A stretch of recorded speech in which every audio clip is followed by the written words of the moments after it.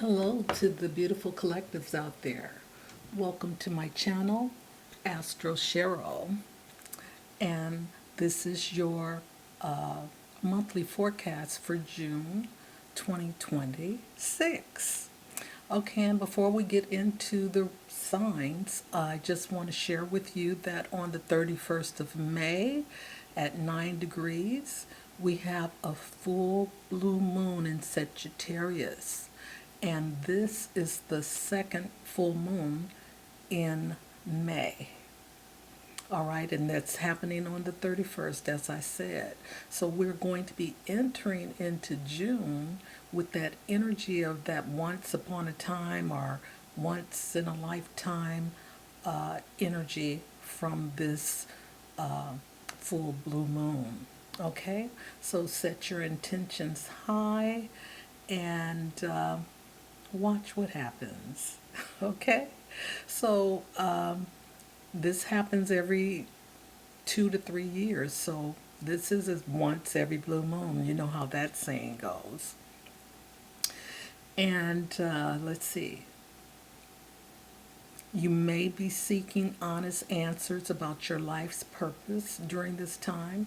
This culmination and illumination brings hidden feelings to the surface.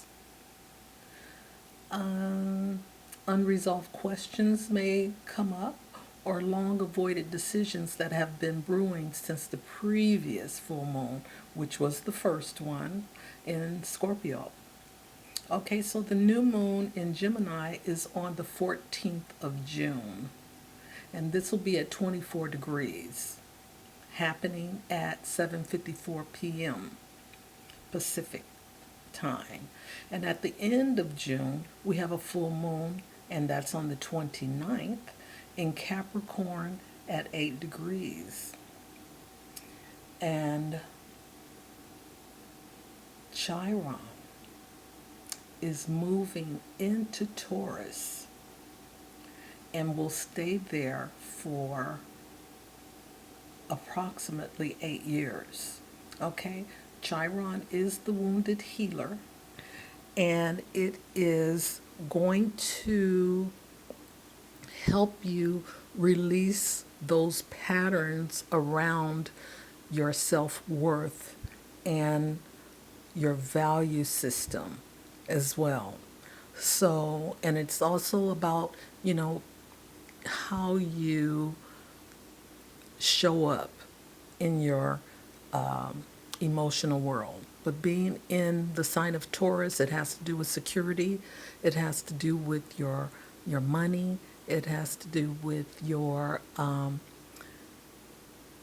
steadiness and your material things. Okay, do you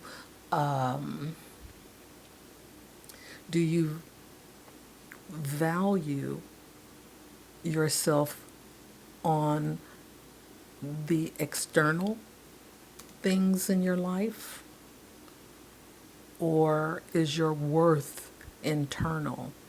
So these are the energies that's going to be playing out for the next year, next 8 years for all of us to heal those insecure areas in our life that has to do with, our self-worth. Okay, so without further ado, let's get into your forecast for the month of June. So I will see you on the other side. Hello to my beautiful Aquarius risings out there. Welcome to my channel, Astro, and this is your monthly forecast for June 2026. Now, I did an introduction giving the highlights for the month, but there's one highlight that I want to share in your forecast because I want to bring it to your attention. Okay, we have Chiron moving into Taurus, and Chiron is the wounded healer, and he will stay in Taurus for the next 8 years, digging up your ideology about your self-worth and your value system in that area in which it resides, okay? Taurus is in your fourth house, so it's going to have to do with your ancestry, your family, okay? And how their belief system transferred onto you. All right, so just so you know, there's going to be a transformation that's going to be happening for you over the next 8 years. So let's start with the 1st of June. We have Mercury entering Cancer, and this is happening in your 6th house of health, work, daily routines, and it also affects your co-workers and authority figures. Now, this transit favors behind the scenes problem solving. And Cancer is like an introverted type of energy. Is ruled by the moon, and the moon, does things behind the scenes until it's ready to illuminate it. All right.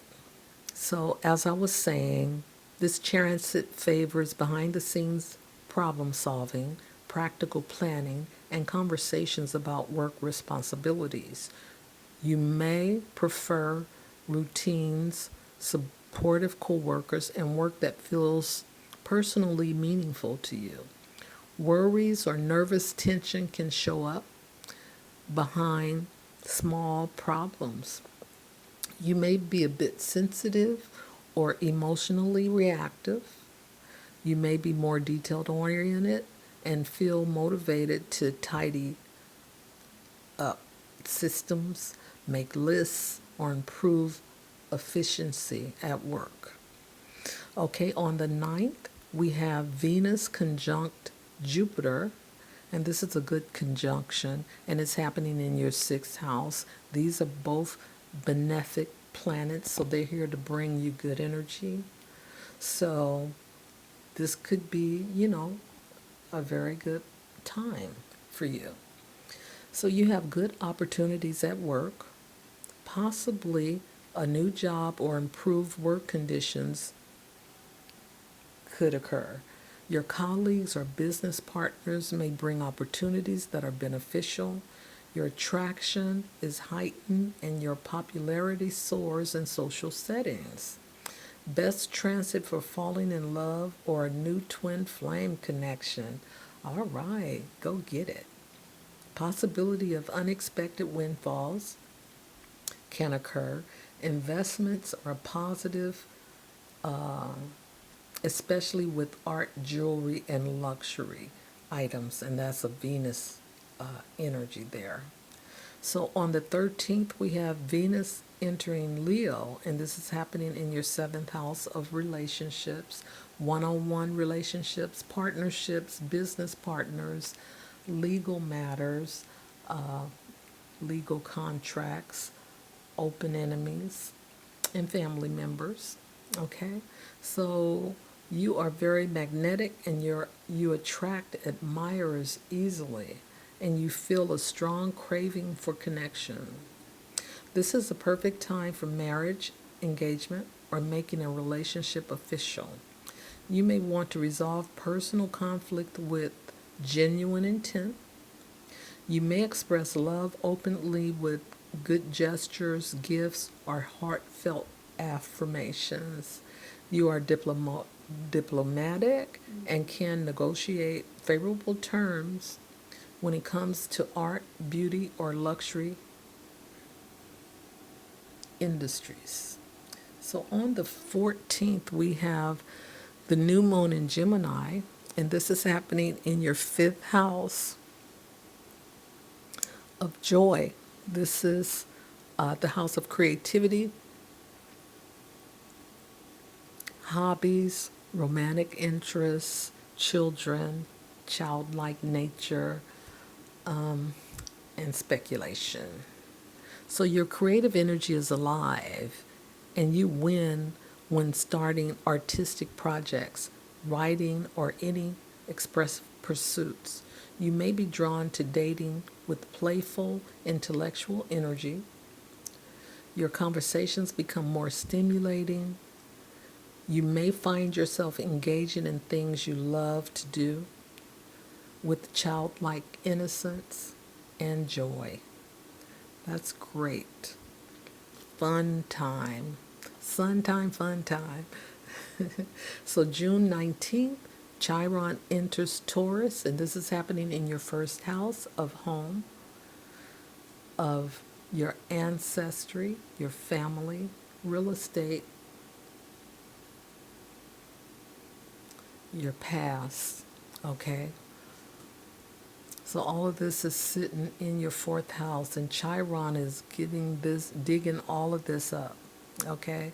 Because you've had some feelings about, homelessness, okay? So this energy is going to be transformed here over the next 8 years. So you may have feelings of internal homelessness or rootlessness. You may have experienced an unstable early home environment or conditional nurturing. You can now reevaluate your emotional security, your family history, and what home truly means now versus your childhood experience. Your wound is around self-worth, material security, and stability. Healing can occur by grounding and having that self-compassion. Okay, and this is going to be going on for the next 8 years, so get ready for that. Ooh, that could be tough, to have, that happening in your fourth house. But we'll move on. The summer solstice starts on the 21st, and the sun is in Cancer and is happening in your sixth house. And this is your house of routine, your work, okay? So during this transit, you take more pride in your work and become more meticulous about the details. You may have a strong urge to organize, streamline tasks, and infuse your purpose in your daily actions. You may feel compelled to support others' well-being. Your daily routines serve you greater purpose. Your emotional sensitivity may make workplace stress feel more intense. So on the 28th, Mars enters Gemini in your fifth house. And of course, this is your house of joy. And then there's Mars. So you may feel compelled to start new artistic projects, write, perform, or experiment boldly. You become more direct and adventurous in dating. Dating may feel more exciting and you take the initiative in romantic situations. You feel pulled towards play and connecting with your inner child as well. Okay, so on the 29th, we have Mercury turning retrograde, and this is happening in Cancer in your sixth house. So your daily schedule may feel disrupted. Old work patterns may resurface to review. This is an ideal time for reorganizing duties rather than... Sorry, I had to get up and check my transmitter receiver. Where was I? This is the ideal time for reorganizing duties rather than starting new projects. You may become more argumentative or judgmental at work, and your emotional sensitivity can make critiques feel personal. Good time for medical checkup and self-care as well.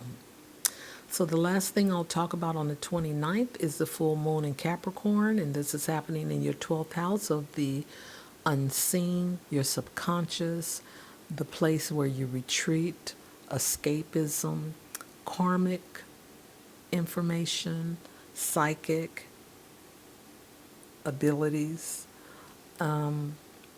long distance travel. What else am I missing? Retreat also is in the 12th house. So during this transit, you may want more solitude than usual, and ordinary life can feel a bit loud or draining. You may find yourself letting go of fears, habits, or self sabotaging patterns. You may resolve a private matter, health issue, or unfinished emotional story.